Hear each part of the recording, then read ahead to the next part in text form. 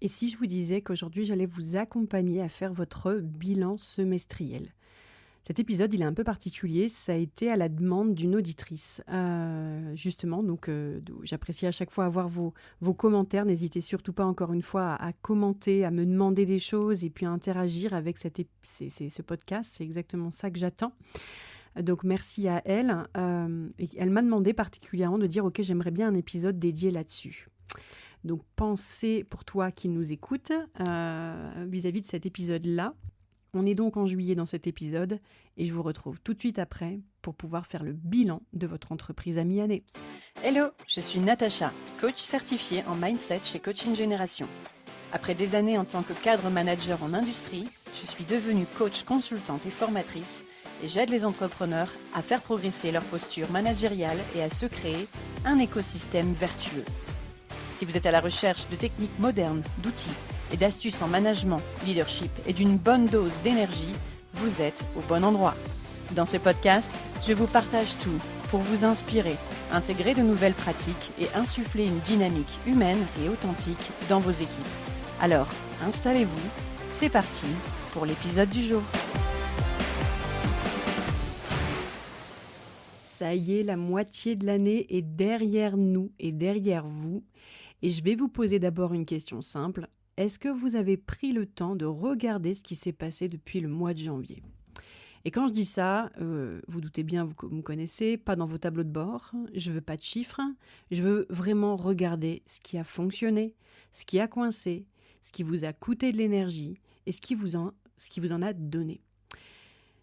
Ici, la plupart des dirigeants que j'accompagne, quand je leur pose cette question-là, exactement à cette période-là de l'année, alors là, ils me disent, ok, ouais, non, en fait, en vrai, non, si je suis honnête, non, j'y ai vraiment pas réfléchi. Ils font souvent le bilan en fin d'année, comptable, souvent dans l'urgence, souvent dans la fatigue du mois de décembre, souvent. Voilà, j'ai aussi ceux qui clôturent leur bilan au 31 mai, mais globalement, on est plus sur cette fatigue-là du mois de décembre qui s'accompagne aussi de la saisonnalité, quoi. Donc le bilan de mi-année, lui, j'ai envie de dire, s'il y a un deuxième moment, un autre moment, si ce n'est qu'un seul autre moment à mettre en place dans votre année, c'est celui-là. Et il a une vertu que le bilan annuel n'a pas, c'est qu'il vous laisse encore 6 mois pour agir. Donc, on est bien là quand même quand on se dit ça. Ce qui fait que cet épisode-là, quand je me suis dit ok, il fallait que je le construise et qu'il fallait que je le fasse, j'ai dit à quelle période. Donc, ici, ce que je vais vous proposer, c'est de vous guider à travers des axes essentiels pour vous aider à... Je vais être votre copilote en fait, voilà, pour cette mi-année. Ce ne sera pas un exercice comptable, mais c'est un vrai exercice d'acte de pilotage. Et je vous ai préparé une petite grille que je vais pouvoir vous envoyer si vous le souhaitez, que je vais pouvoir vous envoyer si vous me le demandez, voilà, avec votre adresse email. N'hésitez pas à m'écrire à la suite de ça, une petite grille que vous allez avoir dans votre boîte mail, gratuite bien évidemment. Elle combine des questions ouvertes et une notation par axe pour que vous puissiez à la fois mesurer et ressentir un petit peu ces différents axes. Je vais essayer de voir comment je peux faire en sorte peut-être que vous la téléchargiez avant ou après l'écoute, mais pour ça, ça me demande selon les plateformes de m'ajuster. Je suis même en train de penser à un endroit sur mon site internet où vous pourriez la réserver pour vous. En réservant 1 heure sur votre agenda. 1 heure, ça peut être suffisant. Je peux le faire, moi, en règle générale, en 1h30 à 2 heures sur des rendez-vous spécifiques quand certaines personnes me demandent cet accompagnement-là bien particulier. Ce que vous allez donc apprendre dans cet épisode, c'est les axes incontournables d'un bilan mi-année. Finalement, pour un dirigeant, les questions qui font la différence, d'ailleurs celles qu'on évite souvent, et puis comment transformer ce bilan en plan d'action pour le second semestre finalement. Ce qui fait que le bénéfice de cet épisode, c'est quoi ? C'est une vision claire de où vous en êtes, des points de vigilance identifiés avant qu'ils deviennent des problèmes, et puis une direction ajustée pour le second semestre. Et ça, voilà, on en a bien besoin, bien envie. On ne dit pas non avec une énergie et une intention bien spécifiques. Donc ça m'amène à mon premier point qui est de dire, ok, pourquoi faire un bilan de mi-année et pas seulement un bilan annuel ? Le bilan annuel, déjà, il est utile, mais il arrive souvent trop tard pour corriger le tir, comme je vous l'ai dit. Alors que celui-ci, c'est l'équivalent quelque part d'une revue médicale préventive, hein. Vous pouvez le prendre sous le coup du médecin ou de la maintenance en entreprise, peu importe. On n'attend pas d'être malade pour consulter, on n'attend pas que la machine tombe en panne pour pouvoir la réparer. On vérifie que tout va bien, on ajuste si besoin, et en coaching, on appelle ça un point d'ancrage. C'est un moment intentionnel pour sortir du flux du quotidien. On appelle ça prendre de la hauteur, prendre du recul et regarder où on en est par rapport à là où on voulait aller. Si tant est que ce soit clair pour vous, je vous parlerai de ça aussi. Quelque part, l'image que je peux vous donner par rapport à ça, c'est que si vous imaginez une forêt, d'accord, que vous traversez, vous avancez vite, vous coupez des branches, vous progressez, et le bilan de mi-année, c'est le moment où vous montez dans un arbre pour regarder si vous êtes allé dans la bonne direction. Pas pour vous arrêter, mais pour mieux avancer. Et ce que révèle souvent cet exercice, c'est que finalement les objectifs de janvier ne correspondent plus à la réalité du mois de juin, que les ressources, que ce soit votre temps, votre énergie, votre argent, finalement n'a peut-être pas été réparties, elles n'ont pas été réparties au bon endroit et sont déséquilibrées par rapport aux résultats attendus. Il y a peut-être aussi des signaux faibles que vous avez ignorés, qui méritent une attention particulière. Et puis il y a aussi des victoires qui ont souvent pas été célébrées et qui ont pourtant compté dans ce premier semestre. Et il fait tellement bon, ça fait du bien de pouvoir célébrer ces points-là. Donc si on y va sans plus attendre avec le point numéro 2 qui est central, les axes d'accompagnement sur le bilan mi-année, version dirigeante bien évidemment, ce que je vais vous proposer, c'est de prendre des notes à ce stade, des notes d'enregistrement pour chaque axe, de prendre le temps, de laisser la question résonner avant de passer à la suivante, puisque je vais un petit peu enchaîner les questions. Et ce qui veut dire que dans le format de ce podcast, vous aurez peut-être besoin de plus de temps pour y répondre. Le premier axe, ça va concerner déjà la vision. Donc, la vision, c'est où j'en suis, d'accord, par rapport à ce que je voulais construire. Au fait, que vouliez-vous construire ? Quel était l'axe le plus stratégique à atteindre cette année ? Et au regard de là où vous en êtes en juin, où est-ce que vous en êtes par rapport à ça ?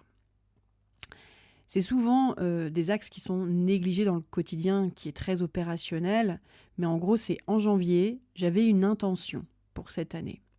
Est-ce que je la reconnais encore dans ce que je fais aujourd'hui ? Je vous donne un exemple. Si, par exemple, vous aviez l'intention de faire progresser vos résultats au moins de 5% cette année, selon votre croissance, alors je donne 5%, j'aurais pu dire 20%, mais finalement, est-ce que vous allez dans le bon sens en termes de chiffres, de tableau de bord ? Bien sûr, mais il y a aussi cette intention-là. Faire 20%, c'était dans une bonne ambiance, c'était dans un cadre convivial, c'était en écologie, avec mes ressources émotionnelles, psychologiques, physiques, bien sûr. C'était d'être un peu plus dans la douceur avec moi-même, c'était de prendre soin de ma fatigue, de ma charge mentale. Et ça, c'est de l'intention qui est derrière vos chiffres. Donc moi, je vous pose bien cette question-là. Où est-ce qu'elle en est, cette intention ? Sur une note de 1 à 10, dans quelle mesure mes actions quotidiennes sont-elles alignées avec cette vision que j'ai ? Cette vision que j'ai de l'entrepreneur, du dirigeant que j'ai envie de devenir cette année, voire même dans les 3 prochaines années.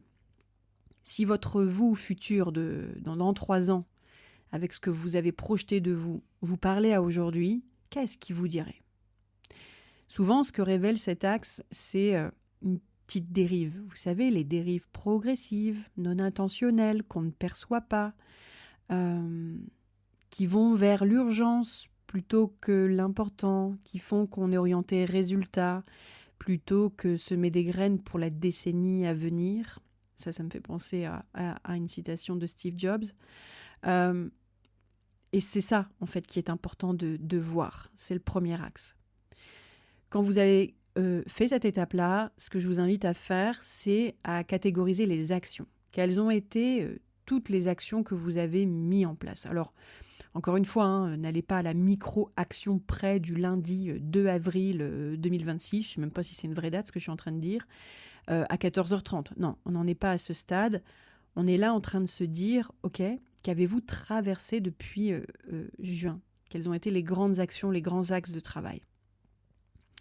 Quand vous avez tracé ça, demandez-vous pour chaque action, est-ce que vous n'êtes pas capable de les regrouper en étapes? Bah tiens, oui, effectivement, je m'aperçois que le mois de janvier était un mois un peu à part. Après, je peux regrouper de février à avril. Et en fait, depuis le mois de mai, juin, là, il se passe quelque chose. Donc déjà là, j'ai 3 étapes qui se distinguent dans mon début d'année, que je serais même capable de nommer pour pouvoir dire, OK, qu'est-ce que j'ai appris de cette période-là, de ces périodes-là, et qu'est-ce que j'ai envie de tirer comme leçon. Ça, c'est un travail de fond, quelque part, mais qui mérite aussi un point bien particulier. Soit vous êtes seul, et à ce moment-là, je vais orienter l'axe numéro 2 sur vous, soit vous avez des équipes, et à ce moment-là, je vais vous poser des questions sur la manière dont vous les accompagnez. L'axe 2, vous l'aurez compris, si l'axe 1 parle de la vision, l'axe 2 parle des équipes. L'équipe, c'est peut-être même vous-même. Est-ce que il y a les bonnes personnes au bon endroit? Alors ça, c'est intéressant quand on parle de soi, parce que quand vous êtes seul aux manettes de votre entreprise, bah vous prenez un peu toutes les casquettes. Mais finalement, est-ce que vous n'en prenez pas trop? Est-ce que vous ne seriez pas capable de déléguer? Quand vous avez une équipe, bah justement, le point de délégation, c'est justement la façon dont vous déléguez les choses à votre équipe. L'équipe aujourd'hui, elle est le reflet, peu importe le résultat, hein, elle est le reflet de votre leadership. Et cet axe, il se résume vraiment pas à une notion d'organigramme, il touche à la confiance. Il touche à la clarté des rôles et à l'engagement, finalement, de chaque personne pour le collectif. Donc la question ouverte que je pourrais vous poser, c'est qui serait la personne?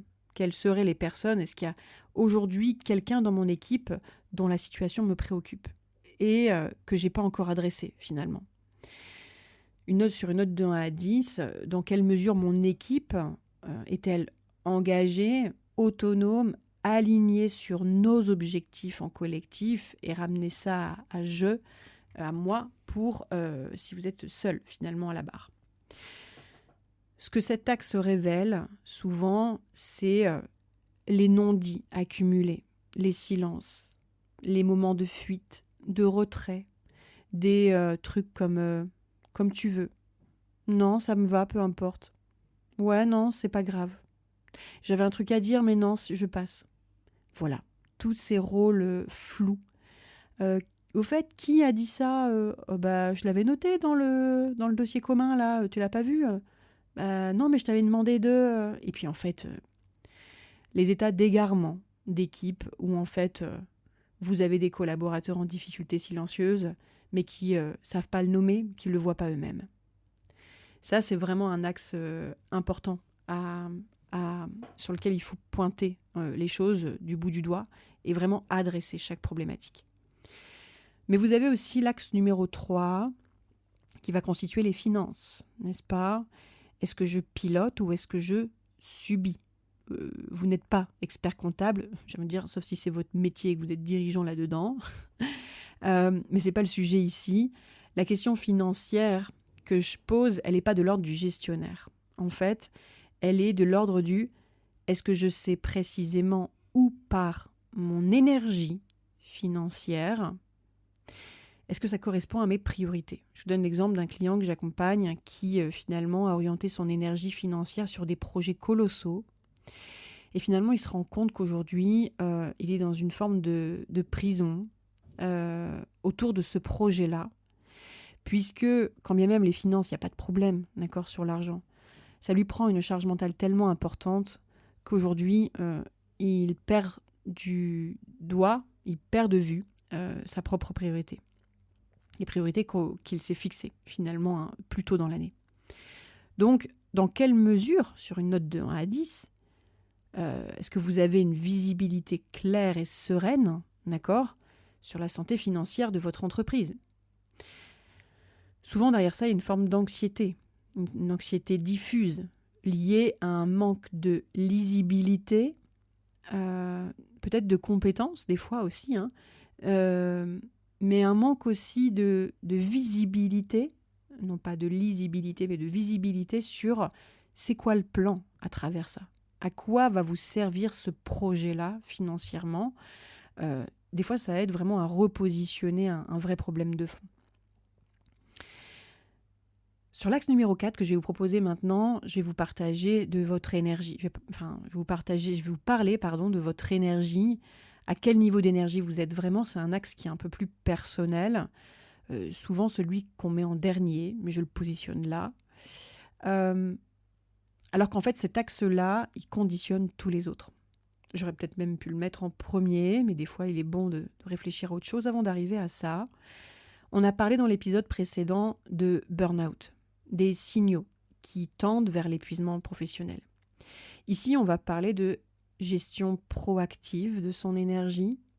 Et donc, sur ce premier semestre, qu'est-ce qui vous a le plus nourri? Qu'est-ce qui vous a le plus coûté? En gros, ici, l'idée est de dire, sur une note de 1 à 10, dans quelle mesure est-ce que vous vous sentez en forme, motivé, durable, d'accord, dans votre rôle de dirigeant, sur une note de 1 à 10. Si vous n'êtes pas à 10, et pour tous les points que vous enlevez sur cet axe-là, je vais vous inviter à mettre le doigt sur les activités énergivores qu'on continue par contrainte, par habitude, et des ressources qu'on ne s'autorise pas. Pour arriver maintenant sur l'axe 5, qui va concerner les processus. Est-ce que mon organisation me soutient ou me freine? C'est un élément extrêmement important, je vous le dis souvent, quand j'accompagne des clients. Donc, il y a souvent, fréquemment, un problème de processus qui n'a pas été nommé, qui n'a pas été écrit. Les processus, ce sont toutes les habitudes collectives de votre entreprise, les réunions, les outils, les circuits de décision, la communication interne. Et s'il n'y a pas de processus écrit, ça veut dire que c'est dans la tête du dirigeant. Et si c'est dans la tête du dirigeant, la logique du dirigeant lui-même n'appartient qu'à lui-même, finalement. Donc, est-ce qu'il y a un processus dans votre entreprise qui, en fait, vous fait perdre du temps chaque semaine? Sur quoi est-ce que vous revenez régulièrement? Qu'est-ce que vous n'avez pas encore remis en question? Et finalement, sur une note de 1 à 10, dans quelle mesure votre organisation actuelle vous permet d'avancer vite et bien sans vous épuiser? Je répète, dans quelle mesure votre organisation actuelle vous permet d'avancer vite et bien sans vous épuiser? Peut-être par là, vous allez voir peut-être des réunions inutiles, des réunions qui durent 1h30 alors qu'elles pourraient durer 45 minutes, des outils qui sont inadaptés, des outils de communication qui ne sont pas maîtrisés, peut-être même des circuits de validation qui sont trop lourds, trop longs, qui vous contraignent plus qu'ils ne vous aident. Charge à vous d'aller investiguer de ce côté-là, c'est ma proposition. Et puis le dernier axe qui n'est pas des moindres, vraiment, je vous invite à aller jusque-là, vraiment, c'est le sens. Est-ce que je fais encore ce pourquoi j'ai choisi d'entreprendre? Alors ça, c'est une vraie question. Est-ce que je fais encore ce pourquoi j'ai choisi d'entreprendre? Est-ce que vous êtes encore à la place de ce pourquoi vous avez choisi de démarrer ce projet? C'est l'axe de vos racines, d'accord? Les racines profondes, ce qui touche votre pourquoi profond. En ProcessCom, on sait que chaque profil de personnalité a des leviers de motivation bien différents, mais elles en ont toutes. Et donc, on a tous des besoins psychologiques à respecter. À un moment, pour nous reconnecter à ce qui fait sens pour nous. Chaque personnalité a un levier qui fait sens bien particulier. Donc, si vous regardez les 6 derniers mois, est-ce que vous avez eu des moments où vous avez été fier de ce que vous avez construit au regard de votre projet? La notion de fierté, c'est tout ce qui est agréable à ressentir, à vivre, mais surtout qui vous permet de dire « Ok, on est en train de réussir ce qu'on entreprend ». Et ça, c'est extrêmement important. Sur une échelle de 1 à 10, dans quelle mesure votre travail aujourd'hui est aligné avec ce qui vous tient à cœur? Ce que révèle cet axe, c'est ça peut être des fois des glissements progressifs vers l'urgence et non plus la prise de hauteur et de recul au détriment de ce qui est vraiment, ce qui compte vraiment, ce qui est vraiment signifiant pour vous. Alors encore une fois, je vous ai énuméré les 6 axes en fait, de réflexion autour du bilan semestriel. Je vous invite vraiment à inventorier, à comptabiliser toutes vos valeurs, vos ressources, vos qualités qui ont été nécessaires pour apprendre les leçons que vous avez apprises sur base des actions qui ont été menées. C'est vraiment dans cet ordre-là, si je rembobine, que j'ai voulu construire cet épisode. Ça m'amène donc au dernier point qui est l'analyse, passer de l'analyse à l'action pour construire le second semestre. Il y a vraiment un truc qui est essentiel de retenir, c'est que on ne peut pas courir tous les lièvres à la fois et que une fois que la grille a été remplie, il ne s'agit pas de tout traiter en même temps. C'est le piège en fait, classique, où on se dit ok, on a identifié 12 projets, on a 12 chantiers, et en fait on repart submergé de cet épisode en disant Natacha, merci, franchement, je vais me retrouver justement en burn-out au mois de décembre. C'est pas du tout mon intention dans tous les cas, rassurez-vous. Ici, il s'agit de dire, enfin la règle en tout cas que j'applique en coaching, c'est d'identifier 3 axes. Ok. On va catégoriser la suite en 3 axes. On parle bien d'un semestre, donc on pourrait même identifier quelle est l'intention que j'ai envie d'avoir pour ce second semestre, pour réorienter positivement finalement tous les angles de mon entreprise vers ce qu'on veut, mais surtout d'identifier 3 axes où votre note peut-être est la plus basse, où vous choisissez une action concrète, d'accord, et pour les semaines à venir, d'accord, une action, pas un projet, là pas une intention, mais une action. Le bilan, c'est quelque part un diagnostic. Le plan d'action, c'est l'ordonnance, d'accord, pour le préventif dans le cas de la maladie. Voilà. Un médecin, c'est celui qui fait un bilan sanguin, il prescrit rien finalement, mais le bilan n'a de valeur finalement que s'il génère quelque chose derrière. Si vous n'en faites rien, c'est une photo, sympa. Ok, tout va bien, il n'y a rien à prescrire, du coup ça a servi à rien. Alors que là, moi, ce que je vous dis, c'est que tout bilan d'entreprise doit mener à des actions, d'une manière ou d'une autre. Si vous sortez de là en disant c'est bon, tout va bien, il n'y a rien, c'est finalement que vous avez peut-être mal fait votre bilan. Il y a toujours quelque chose à faire. Et donc, on oriente avec une intention, 3 actions prioritaires sur la fin d'année. Et avant de décider ce que vous allez faire au second semestre, en fait, finalement, posez-vous aussi cette question: de quoi j'ai besoin? Comme ressources, comme soutien, comme compétences pour atteindre mes objectifs du second semestre. C'est quoi mes ressources? C'est la question des ressources. Parfois, la réponse, c'est un recrutement. Parfois, la réponse, c'est une formation. Parfois, c'est justement un accompagnement extérieur parce que je suis dans le brouillard. Un regard qui n'est pas forcément dans le quotidien dans l'entreprise pour me permettre justement de voir clair. Quand vous avez cette notion d'intention et 3 actions prioritaires, voilà, ça nous invite à conclure sur cet épisode. La leçon centrale de ce bilan à mi-année, c'est pas un exercice de plus à caser dans l'agenda qui est déjà bien surchargé. C'est un acte de leadership envers vous-même. Que vous soyez seul ou que vous ayez une équipe, vous êtes leader dans tous les cas. Une façon de vous dire quelque part, je mérite le temps aussi de regarder où j'en suis. Et les dirigeants que j'accompagne, qui font cet exercice régulièrement, pas nécessairement avec moi d'ailleurs, mais en tout cas systématiquement, prennent de meilleures décisions. Ils anticipent mieux et s'épuisent moins, clairement. Ce qui veut dire que si vous deviez finalement répondre qu'à une seule question de cette grille aujourd'hui, laquelle est-ce que vous choisiriez? Laquelle vous a interrogé à l'endroit où vous m'écoutez en ce moment même? Et pourquoi est-ce que c'est celle-là et pas une autre? Souvent, la question qu'on choisit en premier, c'est celle dont on connaît déjà la réponse et en fait qu'on évite, n'est-ce pas ? Alors, cette grille de bilan mi-année spéciale dirigeant va être disponible, bien évidemment, gratuitement, je vous l'avais dit, avec les 6 axes qu'on vient de parcourir, ces questions ouvertes, la notation, un espace pour vous, en fait, dans votre plan d'action. Pour votre second semestre, je vais essayer de la mettre en téléchargement. N'hésitez pas à vous bloquer 1 heure sur mon site internet pour la télécharger et la réaliser. Et puis, en remplissant cette grille, vous réalisez que vous avez peut-être besoin d'un regard extérieur pour avancer, quelqu'un qui vous pose les bonnes questions pas à pas, quelqu'un qui vous, pas qui vous donne les réponses justement, mais qui vous invite à réserver du temps pour vous en autonomie pour mieux grandir.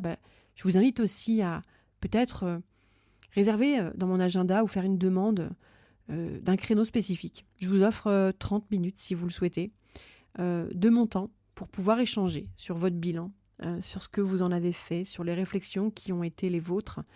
N'hésitez pas à le réserver sur www.coachinggeneration.com. Pas d'engagement, pas de pitch particulier, juste une conversation pour voir si un accompagnement pourrait vous aider à aller là où vous souhaitez aller. Je vous remercie en tout cas d'avoir pris le temps de m'écouter pendant cet épisode. N'hésitez pas à noter encore une fois ce podcast si ce n'est pas déjà fait sur votre plateforme d'écoute. À laisser un commentaire, un avis, ça aide beaucoup à faire grandir ce podcast. Et puis d'ici le prochain épisode, et où que vous soyez, je vous souhaite une excellente journée ou soirée et je vous dis à très bientôt dans un prochain épisode de Sens et Leadership. Bye bye.